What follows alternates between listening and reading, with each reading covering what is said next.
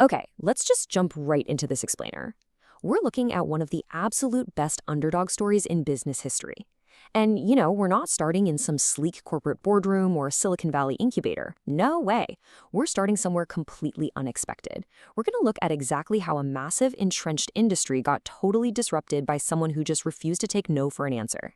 She came armed with literally nothing but scissors, sheer stubbornness, and a brilliantly simple idea. So picture this, it's the fall of 1998. You've got a 27-year-old saleswoman who has absolutely zero fashion credentials, none. But she's flown herself out to Dallas, Texas, totally on her own dime. She manages to pull a Neiman Marcus department store buyer into a public bathroom, kicks off her shoes, and risks the whole shebang on a 90-second demonstration using her own body. She's cornered this buyer between meetings, and all she has is a literal plastic bag full of homemade prototypes. There's no slick pitch deck, right? No investor backing. What happens in these next few minutes is literally going to decide whether her invention turns into a real company or just, a funny story she tells at dinner parties. So here is the agenda for today's explainer. 1. The restroom pitch. 2. Scissors and a problem. 3. Breaking into the industry. 4. The Oprah break.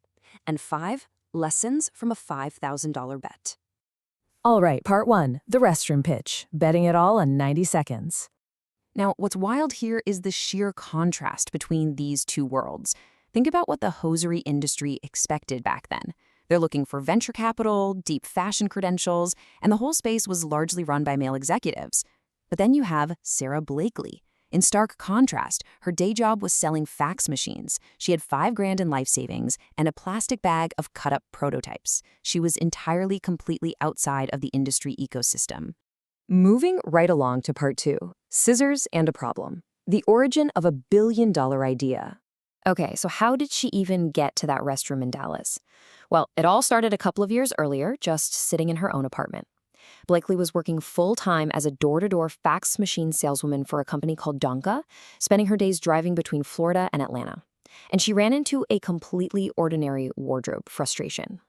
Basically, she wanted to wear white pants without panty lines, but she absolutely hated the bulk and the discomfort of a traditional control top girdle. Now, most of us would just ignore it or deal with the discomfort, right? Not her. She took matters into her own hands in 3 incredibly simple steps. Step 1, she grabbed a pair of control top pantyhose. Step 2, she took a pair of scissors and just cut the feet clean off. And step 3, she wore them under her pants. Boom. The panty line disappeared, but that smoothing effect, it stayed. It seems like a small, kind of silly discovery, honestly. But instead of laughing it off, she spent the next 2 years pouring her hard-earned savings into turning it into an actual, real product. Which brings us to part 3, breaking into the industry and facing the hosiery giants. Having an idea is one thing, but getting people to listen, that is tough. She spent her time just driving all over North Carolina, which is the historic heart of American hosiery manufacturing, trying to pitch her footless pantyhose. And mill after mill turned her away. Buyers would look at her and flatly ask this incredibly isolating question. And you're financially backed by?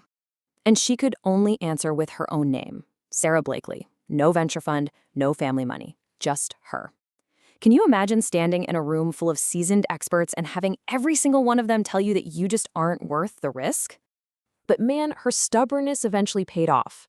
Finally, an Asheboro mill owner agreed to produce her product. And the crazy part? It wasn't some polished pitch that won him over. He said yes because his daughters heard the idea and basically told him he had to give it a chance. Once she actually secured a manufacturer, she put on a total masterclass in extreme bootstrapping.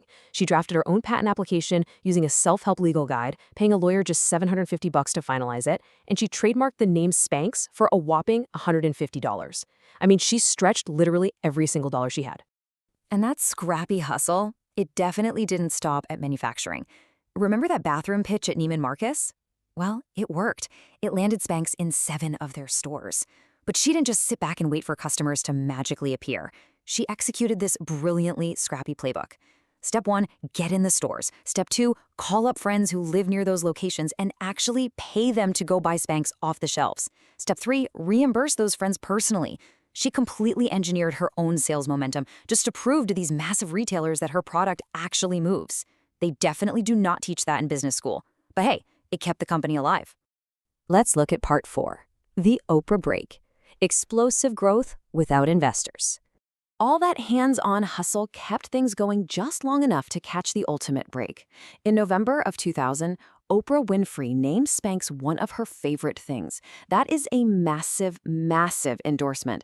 It gave them a level of national exposure and instant credibility that literally no amount of venture capital could have ever bought for a totally unknown brand. It was a complete game changer. And the scale of this explosive growth, it's just undeniable. Sales that were literally built friend by friend suddenly skyrocketed to $4 million in year one and then jumped to $10 million in year two.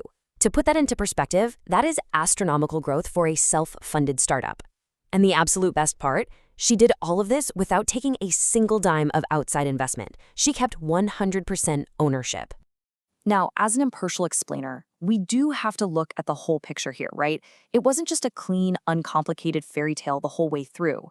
As Spanx grew into this massive empire, it aggressively defended its turf and faced some really serious accusations.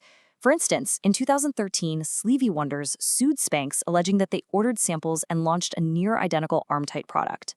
Separately, Yummy Tummy accused Spanx of patent infringement over slimming camisoles, a dispute Blakely fiercely fought out in court.